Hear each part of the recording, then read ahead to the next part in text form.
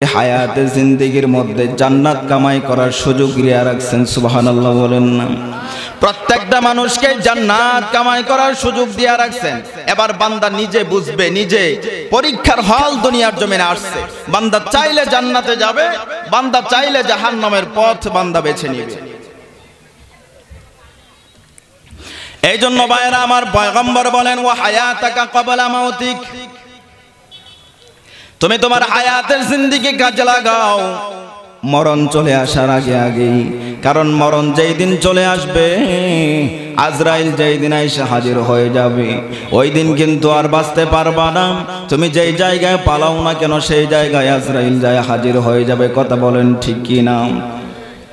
আল্লাহ তাআলা বলেন ফাইদা জাআ আজালুহুম লা ইস্তাখিরুনা সাআতান ওয়ালা ইস্তাকদিমুন। আল্লাহু আকবার।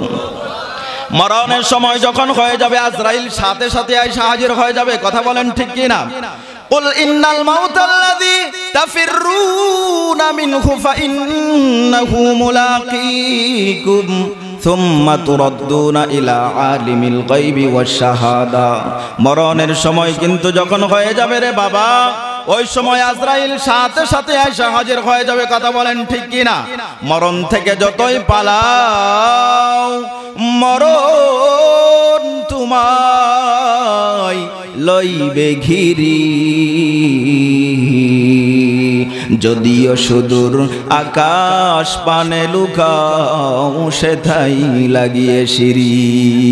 মৌতু কাসিন কুল্লু নাসিং শারিবু, কবর বাইতিন কুল্লু নাসিং দাখিলু। এ দুনিয়ায় সবই পর, কবর যে তোর আসল ঘর। এ দুনিয়ায় সবই পর, কবর যে তোর আসল ঘর। কেমন সে তাই থাকবি পরে, শুধুই মাটির বিছানা। কেমন সে তাই থাকবি পরে, শুধুই মাটির বিছানা। চিন্তা করে দেখো না, খবরে কি যাইবা না। চিন্তা করে দেখো না, খবরে কি যাইবা না। এ দুনিয়া ছাড়িয়া কোথায় যাইবা ভাগিয়া। এ দুনিয়া ছাড়িয়া কোথায় যাইবা ভাগিয়া। মরণ তোমায় লইবে ঘিরি, মরণ তোমায় লইবে ঘিরি। যতই করো বাহানা, চিন্তা করে দেখো না, খবরে কি যাইবা না। চিন্তা করে দেখো না, খবরে কি যাইবা না। আজান কানে শুনিয়া কেমনে থাকো ঘুমায়া। আজান কানে শুনিয়া কেমনে থাকো ঘুমায়া। খবরের আযাবের কথা কি একটু মনে পড়ে না। চিন্তা করে দেখো না, খবরে কি যাইবা না। যাইতে হবে কি হবে না? লাহু মালাকুই ইউনাদি কুল্লা ইয়াউম লিদুলিল মাউতি ওয়া বনুলিল খারাবি। কালিলুন উমরিনা ফি দার দুনিয়া ওয়া মারজি'না ইলা বাইতিত তুরাবি। খবরে যাইতে হবে কি হবে না? জবান খুলে বলেন। যেতে হবে না? তো ভাইরা আমার, যে কথাটা বলতেছিলাম, আল্লাহ তাআলা সময়ের গুরুত্ব বুঝাইছেন। আল্লাহ তাআলা সময়ের শপথ কাটছেন। এই সূরা আসরের মধ্যে আমার আল্লাহ তাআলা সময়ের শপথ করেছেন। আদম আলাইহিস সালাতু ওয়াস সালাম থেকে নিয়ে কিয়ামত পর্যন্ত যত সময় আছে, সমস্ত সময়কে একত্রিত করে সমস্ত সময়কে আল্লাহ তাআলা বুঝাইছেন ওয়াল আসর দ্বারা। আল্লাহ তাআলা বলেন সময়ের শপথ, ইন্নাল ইনসানা লাফি খুসর, সমস্ত মানুষ ক্ষতিগ্রস্ত। শেষ কথা না, ইল্লাল্লাযীনা আমানু, যারা ঈমান আনয়ন করেছে, ওয়া আমিলুস সলিহাত, এবং নেক আমল করেছে, ওয়া তাওয়াসাউ বিল হক, যারা সত্যের উপরে থেকেছে, ওয়া তাওয়াসাউ বিস সবর, যারা ধৈর্য ধারণ করেছে, এই 4 গুণওয়ালা মানুষ ব্যতীত সমস্ত মানুষেরাই ক্ষতিগ্রস্ত। এই সূরার ব্যাখ্যা শুনতে গেলে অনেক লম্বা সময়, শুধু শানে নুজুলটা আপনাদেরকে শোনা যায়। একজন ব্যবসায়ীকে উদ্দেশ্য করে আল্লাহ রাব্বুল আলামিন এই সূরা নাজিল করেছেন। ব্যবসায়ী কোনো সাধারণ ব্যবসায়ী না, অনেক বড় ব্যবসায়ী, যার নাম হলো আবু বকর সিদ্দিক রাদিয়াল্লাহু তাআলা আনহু। সুবহানাল্লাহ বলেন। আবু বকর সিদ্দিক রাদিয়াল্লাহু তাআলা আনহু, যাকে উদ্দেশ্য করে আল্লাহ তাআলা সূরা নাজিল করেছেন। কেন নাজিল করেছেন, প্রেক্ষাপট কি, শানে নুজুল কি? পয়গম্বর আরবি সাল্লাল্লাহু আলাইহি ওয়াসাল্লামের সাহাবী আবু বকর সিদ্দিক রাদিয়াল্লাহু তাআলা আনহু সর্বপ্রথম পুরুষদের মধ্যে ইসলাম ধর্ম গ্রহণ করেছেন। জানেন কি আপনারা? জানেন? পয়গম্বর যখন নবুয়ত প্রাপ্ত হয়ে গেলেন, পয়গম্বর দ্বীনের দাওয়াত নিয়ে আবু বকরের কাছে চলে যায়। আবু বকরকে কালিমার দাওয়াত দেওয়ার পর আবু বকর সাথে সাথে কালিমা পড়ে মুসলমান হয়ে যায়। সুবহানাল্লাহ বলেন। আবু বকরকে কেউ প্রশ্ন করলো, আবু বকর কেন কালিমা পড়েছো?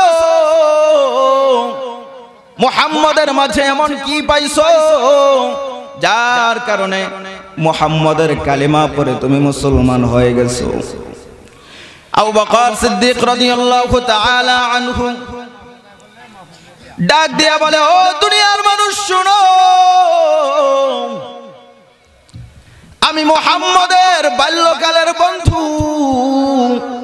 যদিও আমরা বয়সে মাত্র 2 বছরের ব্যবধান, কিন্তু মুহাম্মদের সাথে আমার শিশুকাল কেটেছে, মুহাম্মদের সাথে আমার কিশোরকাল কেটেছে, মুহাম্মদের সাথে আমার শৈশবকাল কেটেছে। মুহাম্মদকে আমি কোনোদিন একটা মিথ্যা বলতে দেখি নাই, মুহাম্মদকে কোনোদিন একটা মিথ্যার আশ্রয় নেওয়ার পথে আমি কোনোদিন দেখি নাই। মুহাম্মদ যখন কালিমার দাওয়াত দিয়েছে, আমি নির্বিঘ্নে কালিমা পড়ে মুসলমান হয়ে গেছি। সুবহানাল্লাহ বলেন। কিন্তু আবু বকর ব্যবসায়ী মানুষ, ইসলাম ধর্ম গ্রহণ করার পর পয়গম্বর বললেন, আবু বকর শুধু নিজে মুসলমান হলেই চলবে না, দ্বীনের দাওয়াত মানুষের ধারে ধারে পৌঁছায় দিতে হবে। কথা বলেন ঠিক কি না? আবু বকরকে ডাক দিয়ে বললেন, পয়গম্বর আবু বকর, দ্বীনের দাওয়াত দিতে হবে, মানুষের কাছে দ্বীনের দাওয়াত পৌঁছায় দিতে হবে। আবু বকর রাদিয়াল্লাহু তাআলা আনহু এবার সময়টাকে 2টা ভাগ করলেন। 12 ঘন্টা সময় দোকানের মধ্যে যদিও আগে দিতেন, কিন্তু এখন আবু বকর ইসলাম ধর্ম গ্রহণ করার পরে 6 ঘন্টা সময় দোকানে দেন, বাকি 6 ঘন্টা সময় দ্বীনের দাওয়াত দেয়। সুবহানাল্লাহ বলেন। আবু বকর সিদ্দিক রাদিয়াল্লাহু তাআলা আনহু যখন 6 ঘন্টা সময় দ্বীনের দাওয়াত দিতে লাগলেন, অর্ধেকটা সময়কে ভাগ করে নিলেন।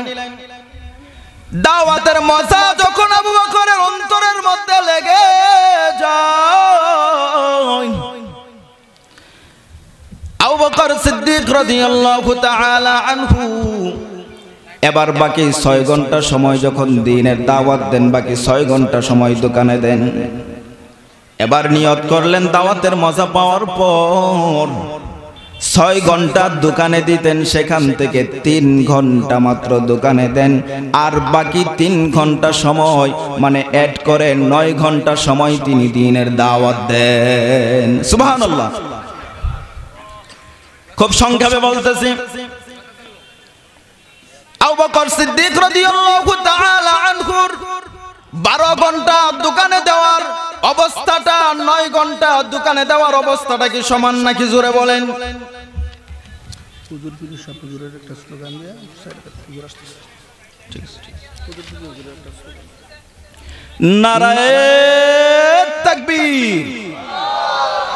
না, আমরা করেন যে মানুষ এতক্ষণ প্যান্ডেল জোরে জবান খুলে বলেন নারায়ে তাকবীর, নারায়ে তাকবীর। উজিরপুরি সাহেবের আগমন, উজিরপুরি সাহেবের আগমন। ধলিয়াবাসীর পক্ষ থেকে, ধলিয়াবাসীর পক্ষ থেকে নারায়ে তাকবীর। হযরতকে আপনারা চিনেন? হ্যাঁ চিনেন? রাত্র হয়তো 2-3 ঘন্টা, ওনার আলোচনার সময় কমপক্ষে হলে 3 ঘন্টা দিতে হয়, 3 ঘন্টা। খুব সংক্ষিপ্ত সময়, বেশি কিছু বলতে চাই না।